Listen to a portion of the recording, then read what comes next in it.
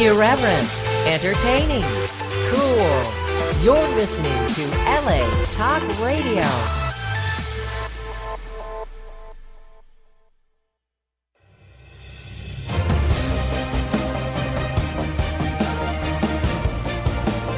You're listening to Female Filmmakers Fuse with Alexa Polar and Robin Pabello, only on LA Talk Radio.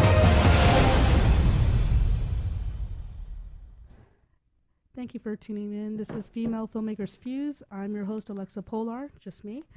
I sound a little sick because I am a little sick, and I have a mask on because I don't want to get my awesome guest sick. Before we get to that, it's a number to call in is 818-602-4929. That's 818-602-4929. This is at LA Talk Radio. You can listen to us live on the website or on the app, the LA Talk Radio app. We're on Channel 2. Just a reminder, we have the 3rd annual Female Filmmakers Fuse Film Festival. We're still accepting submissions. I believe the early bird deadline is coming up the end of this month. And then we have our elevator pitch that I'm doing with Ash Warren. So if you have a short film idea that you want to submit, we will produce it for you. We'll pick the top person or whatever the short film is. Actually, the audience will pick it. You'll pitch it on the elevator, literally in an elevator with Ash Warren. And then the audience will decide which pitch wins, and that's the one that we'll produce. Anyhow, so for more information on that, follow us on our website on femalefilmakersfuse.org. It's a nonprofit, so it's .org. And real quick, before I get started, I want to just encourage everyone to check out Amazon Prime. On Amazon Prime, you can check out a web series called Reckless Juliets. It's by Scarlett Barrett. It's a really, really great web series. I do highly recommend it. I wish I was recommending it in a non-sick voice. But it is a great web series. I would binge watch it many times over. I highly recommend you check it out. Amazon Prime, Reckless Juliets. She didn't ask me to plug it or anything. This is me plugging it because I think it's that great. And I look forward to a season 2 and more. So today, our awesome, creative, talented... sorry about that. Talented. You're a director? Yes, and writer. And please say your name because I do not want to mess it up. It's S-Hekh Shem Hetep Ebron is my full name. That's such a beautiful name. Does it have any meaning? Or? Yes. So my name is actually Egyptian, and it means one who combines wisdom with fire and overcomes any obstacle with a pure heart. Holy heck. I know, it's a lot. It's a mouthful. But that's awesome. That's my name means defender of mankind. Oh, well. You know, I don't know if I do, but hey. No, as a woman, you surely do it. But that's so beautiful. It sounds beautiful, and the meaning's beautiful. I like it. Thank you. And you serve a purpose, and you're serving it in your creative realm. You were a journalist. You've written for Essence. I went to school for journalism. Yes. Okay.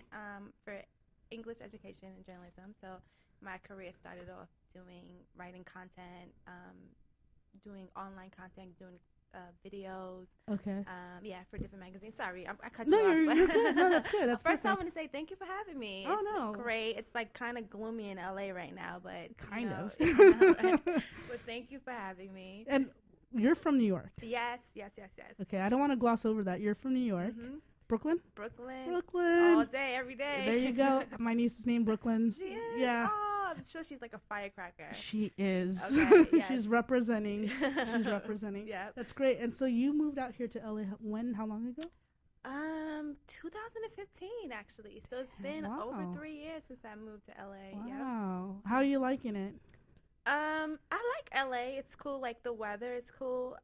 The good thing about being a freelancer, you get to go in and out of LA. I don't think I can be here 24/7. I can just get LA could be a box sometimes, right. And you can get and my family's in New York, and I miss them sometimes. I'm like, I just want to be able to go to my cousin's house, and so you just need that family reset every once in a while. Yeah. So you travel back and forth every. Well, actually this summer I just went there for 3 months and just stayed. And Summer in New York, that's hot. It's humid. It's yes. like I can take the heat. Like LA heat is like worse for me. Like it's really? Like, yeah, because you're just stuck and it's dry and your throat is dry. You're like you know, like so.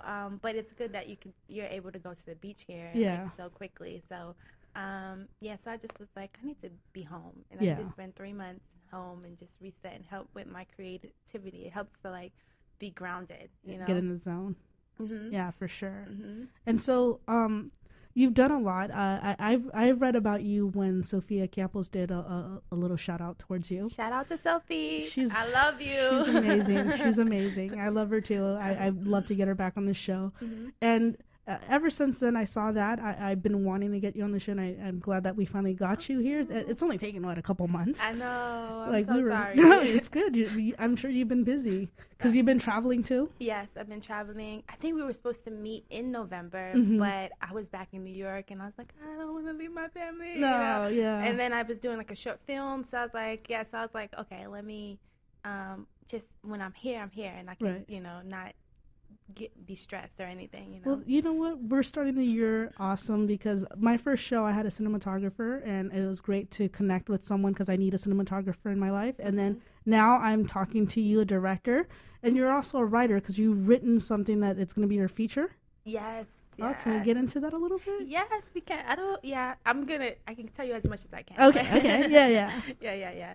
But yeah, I'm actually doing my first feature this year. What? And it's just, it's a lot of prep work, a lot of work. Yeah. And as when you have something and you're so passionate about it, you want to make it immediately. You want to be able to do it, but everything takes steps. Mm-hmm. And I think that's the journey of being a director. It's just like you really have to learn patience and learning how to stay like quiet and being able to move in a sense where you're still always confident in yourself and in your work, because you can lose confidence because you're like, I want to do it now, but right, so I think that's really important, is to be patient and just enjoy every little process, a part of the process, like whether it's a setback or uphill or victory, every moment of it, just enjoy it. Yeah, that's something I have to work on, especially the patience part. I know it's a virtue and I don't have it.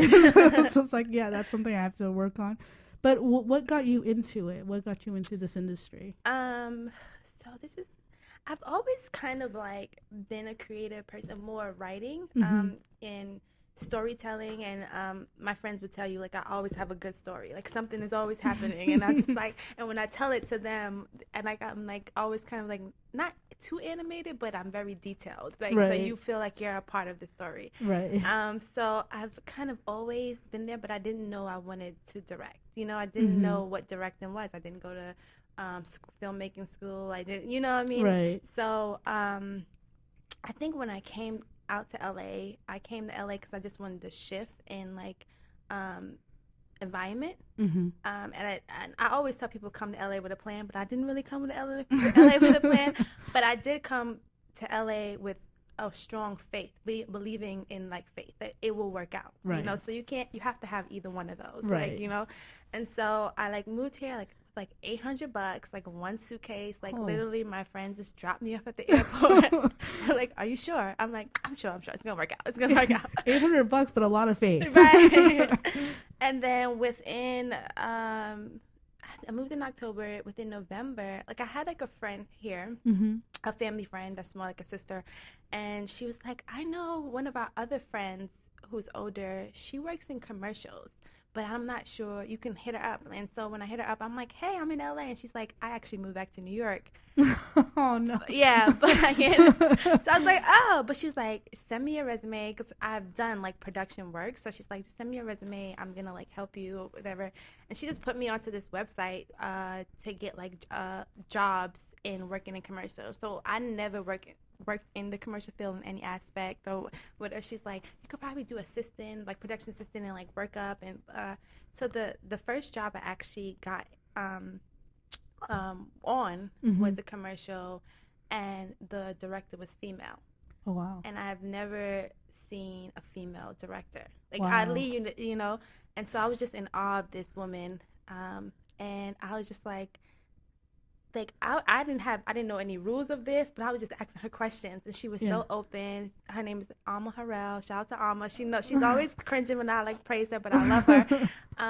And she was just like, yeah, just like ask me anything and like learn it. And I didn't know at that time that she was like one of like maybe 6 signed directors, like you know. So and so the job was like a month and a half long, and she like requested me for the next job, and we just built a relationship and just learning things. Like I got to go back to New York because she was shooting another commercial in New York, and I was like, I really want to learn, and she's like, okay, so just stand right here and you can ask me, like, you know. So that was kind of like my first beginning of film school. So she was pretty much your mentor. Yes, and she, you know, I learned a lot just watching her. I mean, sometimes I wouldn't even, like, I'll watch her work, and like she invited me out to, when she was in Tribeca Film Festival, to come and just see that process, which, you know, so I'm eternally grateful. And I think the key thing I learned is just ask. Like, it's not, like, the most they can say is no. Right. Like, you know? Right. Obviously, I'm a New Yorker, so we are very, like, straightforward and just in your face. Right. So, like, and I'm not sure if she was like, what is wrong with this girl?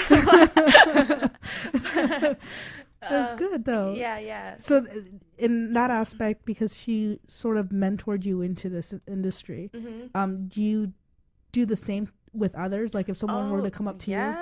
Yes. I'm like, you can ask me questions. People do like DM me sometimes. Okay. And I'm like, it doesn't matter what time in the morning it is, and I like reply if I like am sleeping. But if I'm up, I'm having I've had full blown conversation with people at 4 o'clock, 5 o'clock in the morning. That's awesome. I know, like it's like I think that's the most important thing is just share. Yeah. You know, in general, I think women need to just share more, like, you know, of your experiences, how you're feeling. Right. Because it's someone else also going through the same thing. Right. And, you know, and then you guys can maybe help each other. So I think that's a big process. But LA, you know, everyone is kind of a little cliquey. You know, it can get a little It does weird get cliquey. here. It does get cliquey, yeah. Yes. Yeah. But I'm just sharing.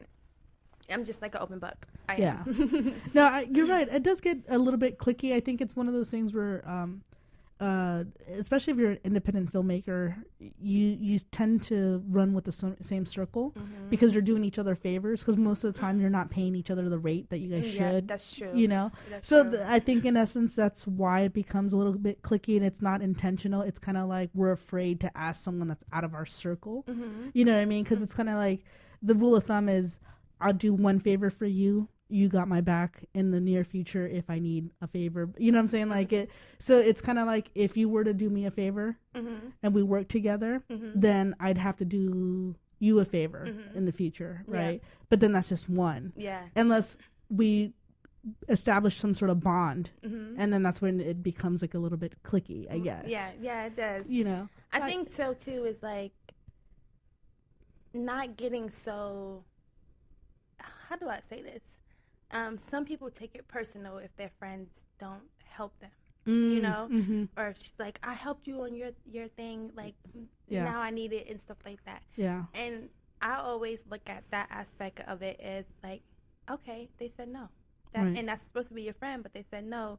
Maybe that person is not the right person to help you with this thing. And, you know, and that has happened, you know, many times. And then somebody else better, maybe a stranger came and did it way better than I would have expected. Right. You know? Yeah. And so it's like you can become cliquey and it can become like a bar. You're right. You don't pay. You're independent. You're like, I did a short and I was just like, guys, just believe. Just trust me. Just trust me. Like, I would have, like, I'm the type of person, like, I won't be able to maybe pay you on this one, but I will get you a job that pays you, which, you know what I mean? And exactly. you get your money. Exactly. Yeah. So now that I've done that enough people trust me. Right. No, that's cool. That's I don't know it that much because I'm not. It's kind of different for writer directors, you know what I mean? Because you're more the creator. You're the person that needs everyone else, to be honest. But when it comes to other crew members and talent, it's a little bit different for them because they're on set more. You know what I mean? They're on set more, so you have to deal with their schedules and trying to compromise your schedule with theirs, and you know, because if you want to make it work and you're working with friends, you got to try to see what works, accommodating each other. That's true. You know, so I totally get that, and it is a nice surprise when you find someone that you weren't expecting to all of a sudden appear. And it's kind of like, oh, damn, like that's what I wanted, and I didn't realize I wanted it. You know, so it's like, holy hell, okay, that's awesome. Right. And give people chances. Oh, like, yeah. you know, I believe in giving. Somebody might not know, like somebody might want to be a producer hat, you know. Obviously you have to know what they can and cannot do, right? But they might have not produced something on a major level. You can still give them a chance on your project and see what they can do, because they might bring another, you might be surprised, might, you know. I mean, I know for me, when I was doing the short film, I had like sourced out like an art director, and then this art director, she had like all these references and like this thing, so I was like, oh, I really want her, blah blah blah. And so I got her, and then she just became like a day before the shoot, she was like, I'm not doing it, like, can't. It was like, because she got a little like weirded out, like weird, like it was just weird. And I was like, oh my goodness, now I have to reset, like this is an art director, no. You need the art person and stuff like that. And I already paid her. That's the crazy thing, is I already paid her, like you know, you have to pay them, they've been doing work. And so like the main talent of my short, he was like, I really want my friend there, like, you know, my friend, because it was a dance piece as well. So he's like, my friend is a dancer, and I was just like, okay. He was like, he can help. And when I say he was the best person for this shoot, like it was like so much better. Like, and then afterwards, like my DP was like, my producer, they were like, we didn't really like that art director. Like, and I was like, you guys could have said something 3 weeks ago, you know? And they were like, we're so glad that she didn't come. We're so glad. Yeah. So like it worked out way better. Like the set looked way like it more than I can envision, because of this person that probably never really art direct before, but they were so creative. They would set up like, you know, it's just so that kind of thing. And I don't know if most people would probably like growing a ball in there something. But I was like, oh, I just gotta figure something out. You know? Yeah. That's good though. That's good. You gotta find some sort of positive through that negative. Right. That's important. And what do you got going on right now besides the feature? Because I know you filmed a music video. Yes, my last music video I did with Oreo Pool, which you guys should check out. She's a really dope artist. And that music video was really fun to do. Yeah. Because I really wanted to play with like lighting and stuff like that. Like I'm still learning. I didn't go to school for this, so I would have these little thoughts in my head, and I would tell my DP, like, I wanted to look like this, I wanted to do this and whatever. And so then we just find unconventional ways to like do it. Like for her video, we like glued little cheap crystals on the lens of a camera. Oh, nice. And did like a flashlight thing to like, it was like, and we didn't even know what would come. Like we would practice a little bit with it, and then it was just like, oh, look at this color. Oh. And it was like amazing. And I think that's maybe one of the, because my DP, he went to school for it, right? Okay. So sometimes it's like we had to learn that we have to meet in the middle, you know? So it was kind of good, because he's like, that wouldn't work out. And I'm like, trust me, try it, just try it. And then he was like, oh, this actually worked. I'm like, I know. Like, I didn't know it would work out, but I'm telling you, I know. Right? So like that was a fun video to do, and it was like a process. And music videos for me, I feel like I love doing them. Because my father was a musician, so I feel like it was like ingrained. Like music, I just love telling stories in music, and you know, and not necessarily doing like the A, B, C route of it, but you know, just having fun and just, you know. That's great. Yeah. How did you get into the music video aspect of it? When I was in LA, people would just ask me. Well, a lot of my friends are musicians, and then they would want to do music videos, and then I would give them like, oh, I think you should do this for your song, and I think you should do that for your song. And then one day, one of them was like, well, can you just make the video for me? And I was like, oh, okay. Yeah. And I was so I did that, and then we just found some really cute. We did a lot of the shots in his apartment, and then we did like some shots in Echo Park, and you know, and yeah. So that's about, like, a lot of my friends are musicians. That's awesome. Yeah, artists. I remember I had a musician once was talking to her, and she was asking like, oh, would you ever consider doing a music video? And I was like, yeah, for sure.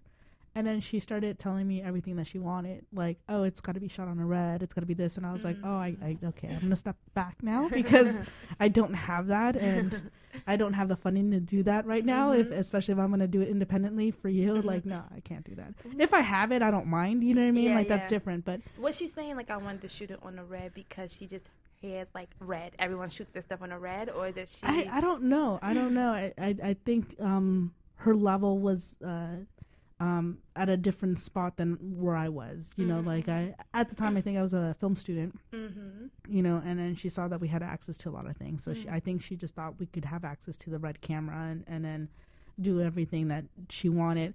Because I saw a music video that she did before, and it looked great, like professional quality and everything, you know.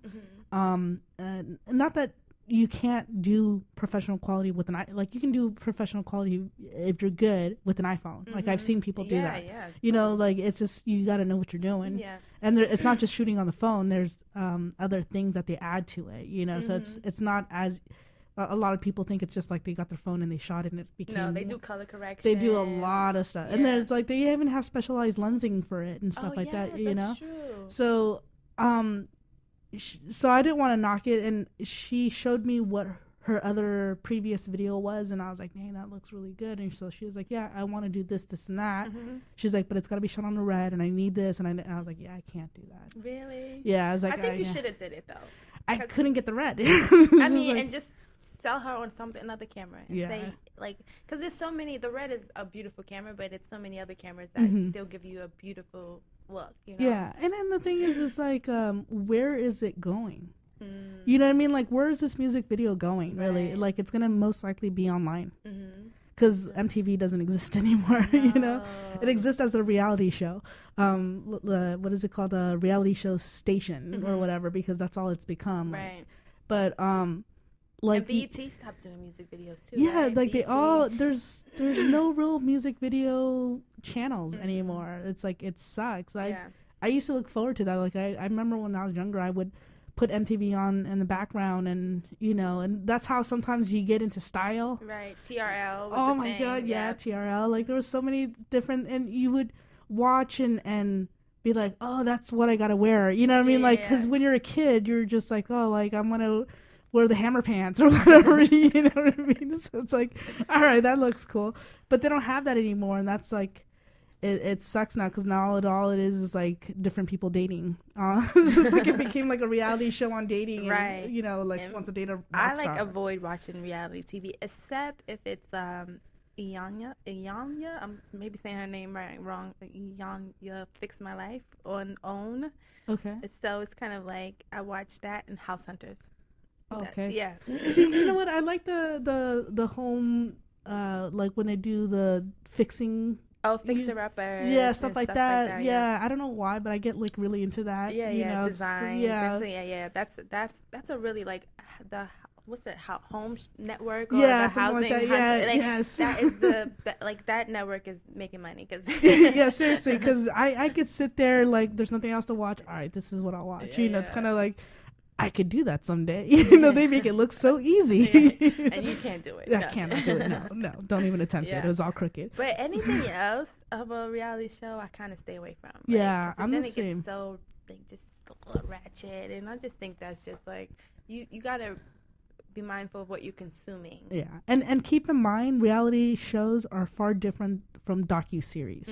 Docuseries have more of a message. It's meatier, you know what I mean? Like it's something more meaningful. Right. A reality TV show it's far from reality. Right. And then, I mean, the setup, people don't forget that it's still a show. So they still have like a format or like a script that they kind of go through, you know? Yeah, exactly. So, and then when you really meet these people, you're like, sorry. You know? Seriously. Now, not to sway, but I'm really interested in your nonprofit. You started a nonprofit for schools in Rwanda. Yes, a school. Yeah, I work with a school in Rwanda, in Gisenyi. Okay. The Rwanda Primary School. Nice. So do you want to know how that started? Or? Yeah, please. Oh, okay. Sorry, my headphones are going a little out. But so my sister, one of my older sisters, I'm the youngest of 5. Mm-hmm. She actually was living in Tanzania. She's an educator, and she was thinking about opening up a school.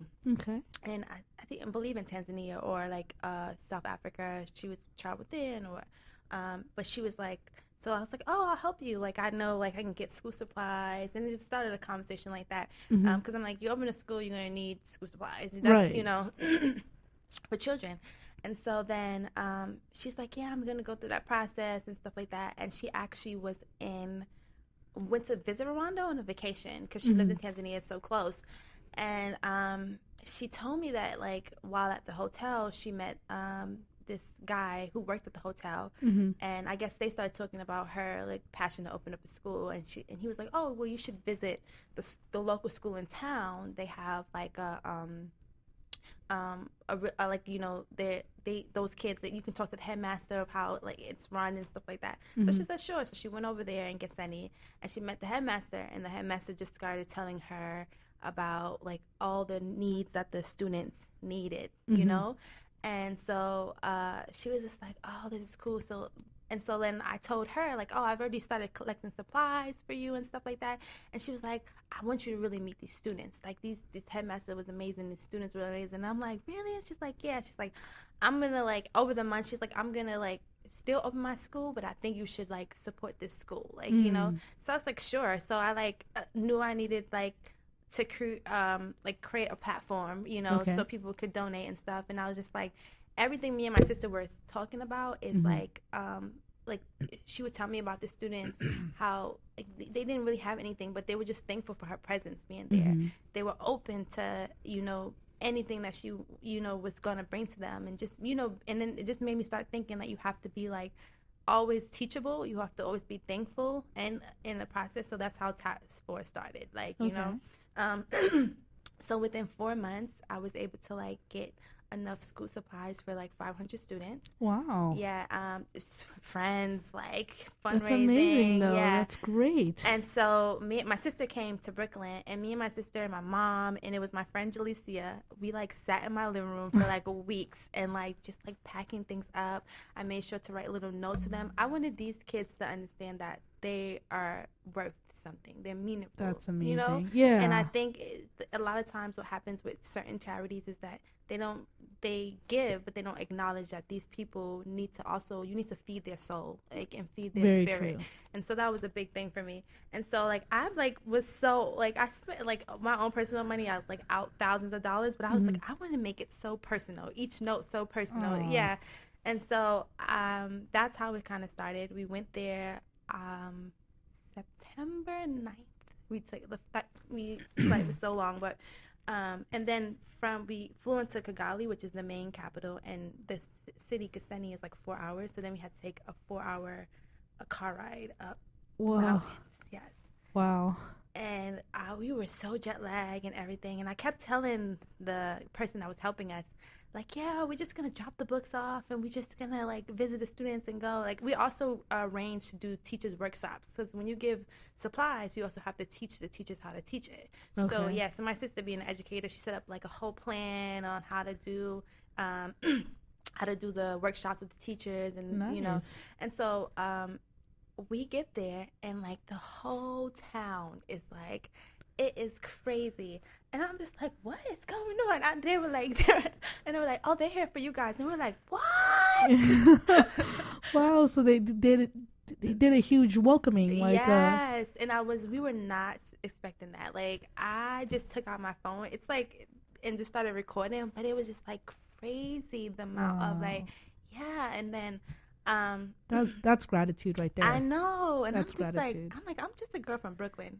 At that, I was from the hood. I grew up in the hood. Like, you know, eventually we got out the hood, but I'm just a girl from Brooklyn. Like, you know, and me and my sister, it's just me and my sister there. Like, you know. Yeah. And so, we spent a total of 10 days there. So every day I would, like, go with the students, and while my sister was doing the teacher's workshop, I'll sit with some of the students and just talk to them and hear about their life. And that's kind of how it spanned into making this film. Because, like, you know, Rwanda is such a special place. Right. You know, obviously, you know about the genocide. Yes. That's coming up on 25 years of the genocide. But it's also one of the safest East African countries, the cleanest. The people there are just so amazing. And, like, I went in my head thinking, like, I'm going to give these supplies to these students, and I'm going to, like, this is what I'm going to do. But, like, they gave me more than anything. You know, what they did for me is, like, priceless, you know? Nice. And so that was, like, a beautiful beginning of a relationship, you know? And so I met some really great kids there, and one of the kids that really stood out was, like, because we couldn't give all the kids in the school supplies. So they gave us a list of, like, the students that needed it the most. And they kind of, like, shouted, like, you know, had them come, and we'll give them book bags, stuff with pens, pencils, everything that they need for the year. And one of the kids, like, I guess she didn't know her name was getting called, and she called, she, like, was so tiny, and she like, walked up, and I gave her the bag. And then, like, everybody kind of, like, started, like, cheering for her. And I was like, what's going on? You know, it's a language difference, and we have, like, a translator. Yeah. And they were like, oh, her dad just passed away today, and she still came to school just to see you guys, because she heard you was there. And I was just, like, crying. I was like, oh, my God, for her to come to school and her dad just passed away. And, like, you know, and my father passed away when I was younger, too. So it was kind of, like, I was like, oh my God. Like, so I just sat there with her, and I was just like, you know, I know it's hard, and you'll get through, you know, I was younger than you, and, like, you know, and they were translating, and I, like, told her, like, if you need anything, just, like, you can get in contact with me and stuff like that. Oh, wow. Yeah. And so till this day, I still, like, it's certain families I still support and keep in touch with. Like, I found out, like, a couple of months after that her mother passed away. And so they had to, like, I didn't even know, like, they had to, like, leave school, and I was like, oh, no, they're gonna get back in school, like, you know, whatever the fees are, like, we're gonna figure a way to, like, you know, support them. And so just me staying in touch with that family, another family, it's just, like, you know, like, I don't trust you. I'm, like, I have student loans, I have a bunch of other stuff, but, like, I would literally take my last $20 or $30 and make sure that, because I know it means so much more than them, like, you know, than me getting my nails done, or me getting my, like, you know, something, you know. No, I get you. Yeah. So how can people find this your charity? Online, I'm relaunching, because I'm doing the film, so I'm relaunching the charity. So right now the website's down, but now you can do is donate. From the Heart Production. They actually are my physical sponsor. Oh, nice. So when you donate to them, you get a tax break, and I actually partnered with them in the recent. So thank you, From the Heart. From the Heart Productions. Okay. It's a great source. They also do grants. Okay. They have a Dean grant. Thank you to Margarita Sweet, because Margarita is the one that introduced me to From the Heart, and she's, like, my godmommy here in LA. Aww. And she also was helping me as well with the organization when I started it. So yeah, so you can go to From the Heart, and when you put in that you want to donate to Tap 4, that helps, because I'm actually going back there. So that's how it's connected to the film. I'm doing a film in Rwanda, and the film is actually featuring one of the kids from the school. And through being there and keeping in contact with them, you hear a lot of stories of perspectives of the new generation of how the genocide has affected them. It hasn't affected, they didn't physically experience it, but now they're dealing with everything the aftermath. Yeah. And, like, I've learned so much about forgiveness, learning so much about identity, because most of these children that are, like, 17 and under, their parents probably fled the country, and so when they came back into the country, they don't really know this country, but this is their homeland, you know, and kind of finding who they are in that process. So it's kind of like it follows him in his journey of finding who he's meant to be post-genocide. Gotcha. Wow. That sounds powerful. That's I really want to watch that. I really want to watch that. So the name of you said, what was the name of your charity? I know it's Tap 4. Tap 4. Yeah. Okay. And we can find it online, not now, but you also have a do you have an Instagram for it, or? Yes, I do. Tap 4 or charity _tat right now, and then you can also go to my website, S-Hekshem.com. Okay. Yeah, so all my work is up there, and you can find it. We'll make sure and have links on it. Perfect. So people you can see find it. Emmanuel is the main kid. You can see the picture of Emmanuel, and then I'm going to start posting more about his story, and you can start following him. And then when I start to, really there and doing the film process, I'm going to be updating like crazy. So you guys are going to be a part of it, the process. That's awesome. And is that film going to be a documentary? No, it's a feature. Oh, wow. So what I did was I kind of wrote down all the stories of like the different people that I was meeting, and then kind of compiled it into one. Oh, sorry. That's it. And compiled it into one story. Okay. So, yeah. Okay. That sounds really cool. Oh, I like that. Okay. Well, I'm looking forward to that, and I'm gonna for sure follow it along. Oh. That way, I want to be a part of it. That sounds great. And I definitely want to come back when I'm like, when you're promoting it. Yeah, for sure, because I want people to watch that. That sounds amazing, and I see how it's impacted you. Oh, thank you. Which is it's so, a lot of people don't understand how when you're giving, right? Yeah. It's so rewarding back for your soul, right? Because what you said, it rings true that you took the time to write these notes to each student. And you're right, other charities don't do that, or if they, it's rare that they do. Right. It's kind of like, and it's fine. They're still giving, but something like that, you're absolutely right. If I were to receive something like that, a note, and see how personal it is, it wasn't just like, here's a book bag and this and that. It's like, here, you can do good. Like, this words of encouragement. Right. Like, learning their name. Yeah. It's like, I have to learn your name. Most people do. I have to learn your name. That's like, I gotta school myself on that. But yeah, you're right, because it shows that you took the time. It shows that you took the time and you dedicated that to that one person. So of course they're gonna feel that. Right. Because I remember being on the receiving end of needing something, like, and not having like my mom's story. She was a widow pretty young, so she had 4 kids, and then we have a older sister who's on my father's side who's with her mom, but we don't call her half. That's my sister. That's awesome. But so like, and watching her struggle, and you have to, when we needed something, and and understanding when someone was giving it to us, it didn't feel like a charity case. It was, you know what I'm saying? Right. So I think that's what I would always remember, is you really do have to, sometimes in this social media world, we forget to treat people like humans. This is true. Yeah. So even watching them, they were like smelling the books, because they were like, we get books, but we don't get quality books. And I was like, I would never want to give someone something of raggedy. Like, they're not raggedy dolls. Exactly. It's true though. I had such a interesting thing going on with personally with illnesses and whatnot, right? Sorry to hear that. Yeah, it's okay. I mean, we're getting through it.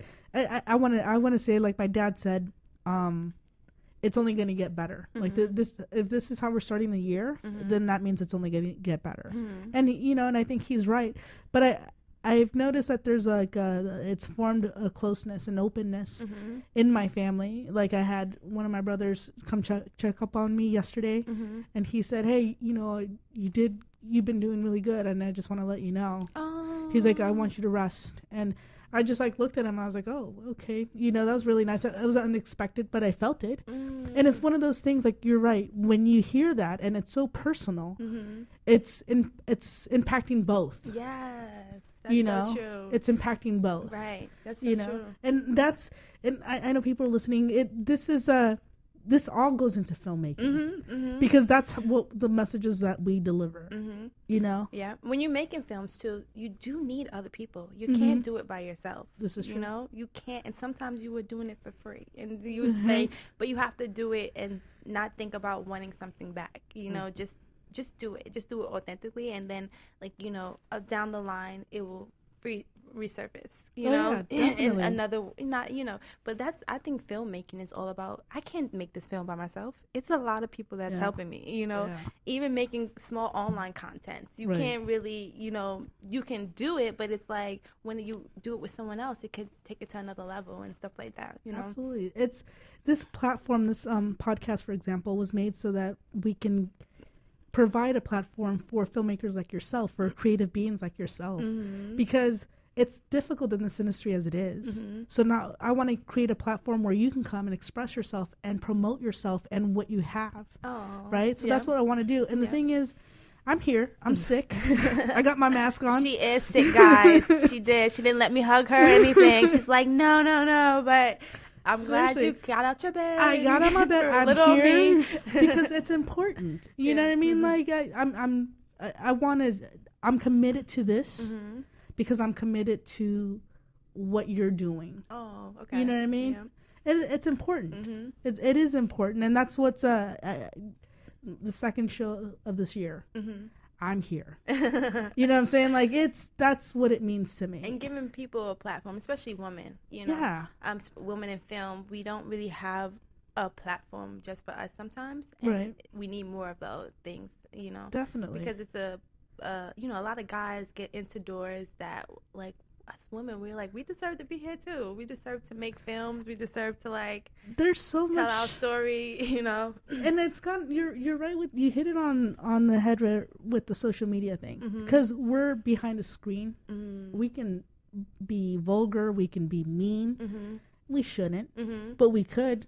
Who's gonna, what are you gonna do? It's behind a screen, and I think that's what social media a lot of times has become, and I think that's why a lot of people have.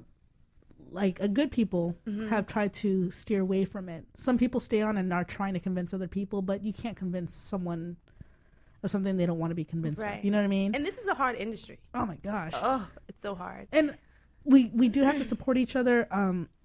I was surprised, and I love hearing this, especially from a man. My brother, he was sick, and I went to visit him, and he was telling me, he's like, hey, have you seen the R. Kelly docuseries? And I was like, I have not seen it yet. And then he's like, I watched it.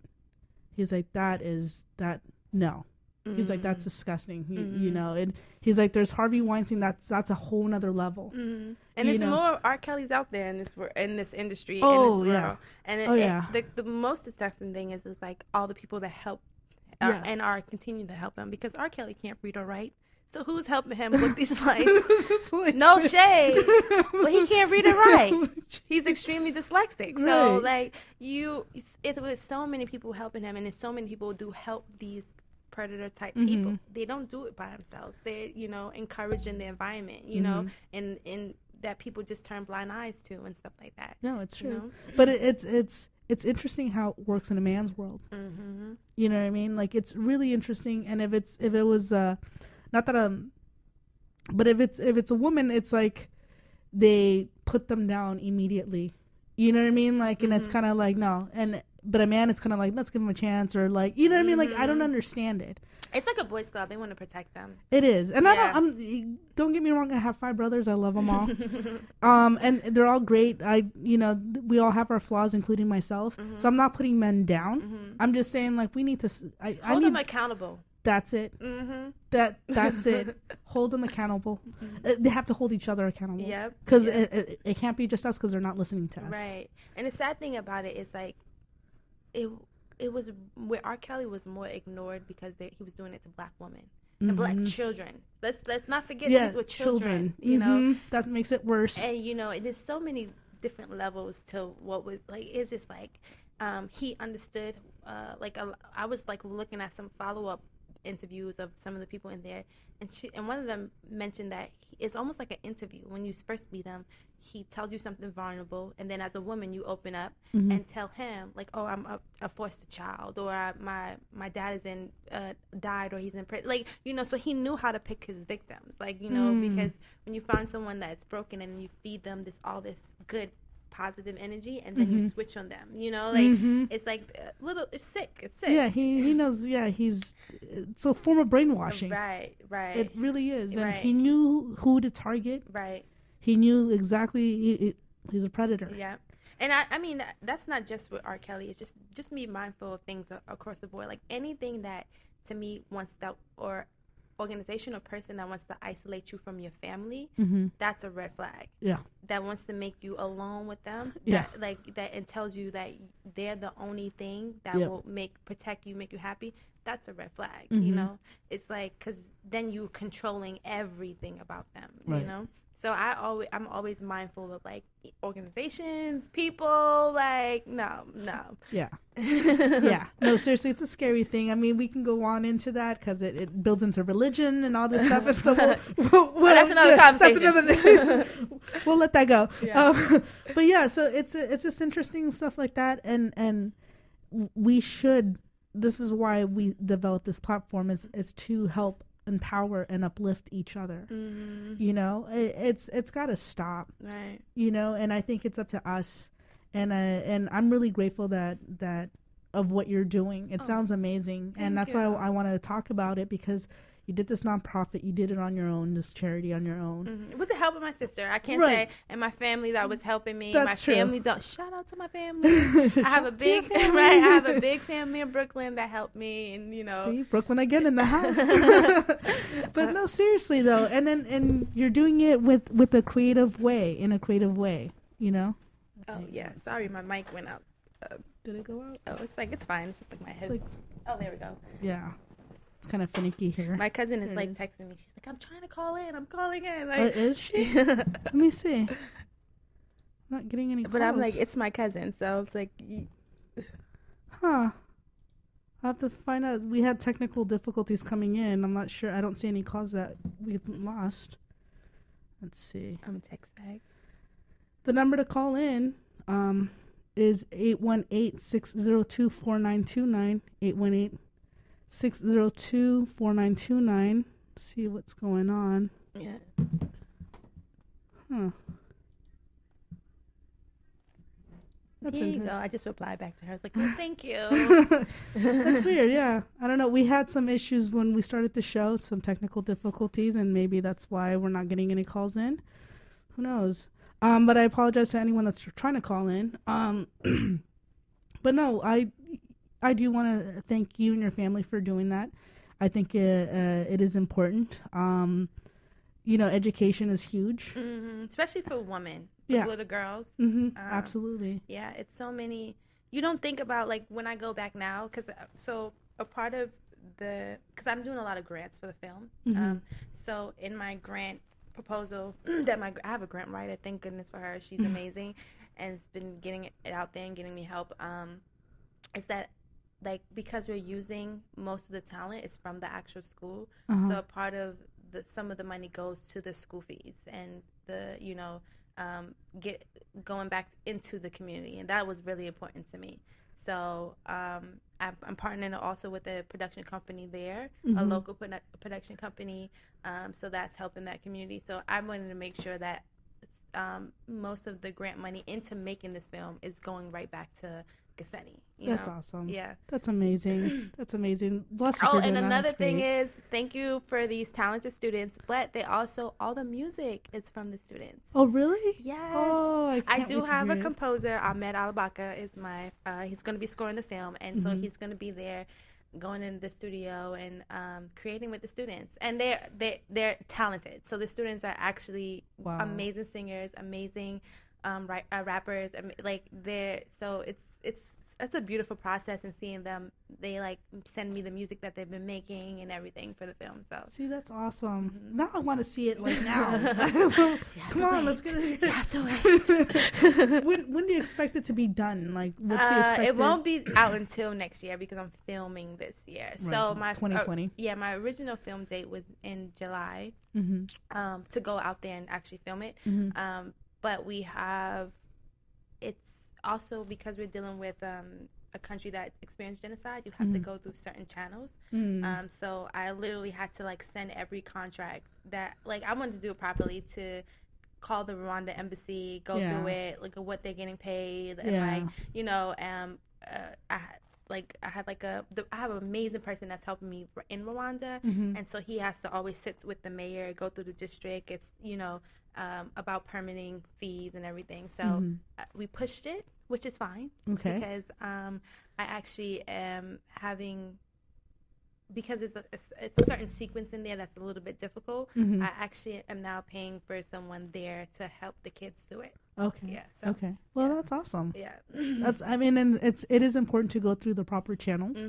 I know a lot, especially in this industry, in this film industry, like we try to cut a lot of it because, you know, yeah. And I want to make sure that every person gets paid the wage that they're supposed to. I'm not trying to cheap them out of, even though this is an indie film. That's great. They're gonna get these like, I swear it took like an hour. I was on the phone with one of the mayors for an hour, and he was like, "Will you respect gender here?" And I was like, "Don't worry. Like, the woman and the man is gonna get paid the same." Okay, why don't you say that one more time? The woman and the man is the young boy and the young girl. That's like background. All the background talent is getting the same pay. That's you know? awesome. Yeah. That's great. Yeah. See, so. that's important, and I'm glad that you're doing that. Yeah, so thank you for doing that. Thank you. That's great, because that's you're setting a really positive, amazing example, and that's what's needed. And I wish it much success, and I want more people to know about it. Oh, thank you. And know what you're doing. That way, you just set the bar. They have to meet you there. You know what I mean? Thank you. You set that bar. So and when I do, again, if you want to donate, you can donate through From the Heart, and go. I guess I'll send you all the information, and then you can post it up, and then you make the donation. And then I'm also going, when I go there to film, I'm bringing school supplies with me. So I'm going to do another fundraiser and get more school supplies, and get feminine products, because you almost forget about that. That so many girls miss school when they're. This is true. You know? Oh, here we go. So. Let me see. Caller, can you hear us? Yeah, I can hear you. Hi, you're on the air. Can I get your name and where you're calling from? My name is New. I'm calling from Jersey. Oh, hi, Nguyen. What's good? What's good, Shecky? How are you? Good. Do you have a question for our amazing, talented guest here? Yeah, how do I get employed? I'm trying to make sure that I'm discovered and revealed to the world. I'm an amazing talent. No, I'm just joking. Just want to say, when will we see some of your work product hit the big screens and grace the world with your vast knowledge, insight to issues facing peoples of the melanin diaspora? When can we look forward to that? We just was talking about that. So I'm shooting my first feature this year. Woo-hoo. And by the top of next year, it will be edited, color corrected, and out to the world. So by 2020. Yes. Okay. Yep. So be patient, and you'll be watching it 2020, okay? Okay, and how could people support you? I'm going to be putting up all Do you have a GoFundMe? Do you have, like, well, right now, events? Yeah, I'm going to do another fundraising about. But if you do want to donate, From the Heart, it's my physical sponsor. You can go there and donate, and you just put my name and whatever amount you want to donate. They are going to send me the check, and it's tax deductible because it's a nonprofit. It's a nonprofit. Yeah. So we'll have all that information on the website as well. So we're going to be ending the show soon. But thank you for calling. You have any last message for her? All the best, man. Thank Nothing you. is ever achieved without patience, hard work, dedication. So I know that you've been grinding, you and your fellow directors, and I wish you all the best. Godspeed. Oh, thank you. It's amazing. All right, Thank no problem. Ciao. you. That was awesome. Oh. What about you? Any last messages? Advice? To all my female filmmakers out there, I know it's hard. And I know some days you probably get discouraged or feel like you are not getting what you want, but trust in yourself. Like, have strong faith. Like, believe in yourself. Absolutely. You know, and don't be afraid to fall, bump your head, you know, make mistakes. And don't let any other person dictate your wave of success or where you need to go. Perfect. Absolutely. Where can people find you? On Instagram, it's S-Hekh Shem Hetep. S-Hekh Shem _Hetep. And then my website is just S-HekhShem.com, www.S-Hekh.com. My name is spelled S-H-E-K-H-S-H-E-M. Okay. And then for some reason, for more information on where to find her, we'll make sure and put it on our site as well. Yes. You can go on Instagram, on Facebook, Female Filmmakers Fuse, and find more information. We'll make sure that all the links will be there. Yep, and I'll definitely be back if you have me. Absolutely. I want you to come back. Okay. So thank you so much for being our amazing special guest today. Thank you. Enlightening us. Thank you. And filling our souls. Thank you. So everyone, please have a safe and happy Sunday. Ciao.